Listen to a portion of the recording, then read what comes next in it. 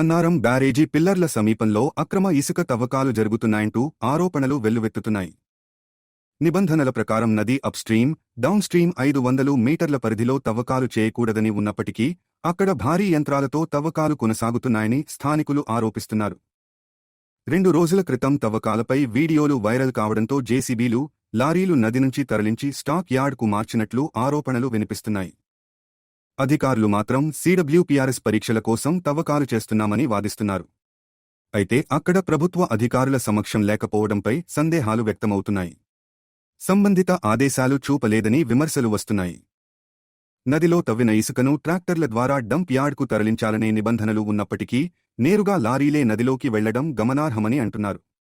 అంతేకాకుండా stock యార్డ్కు mineral dealer licence లేకపోవడంపైన ప్రశ్నలు లేవనెత్తుతున్నారు. ఈ వ్యవహారం గత 6 నెలలుగా కొనసాగుతుందనే ఆరోపణలపై అధికారులు స్పందించాల్సి ఉంది.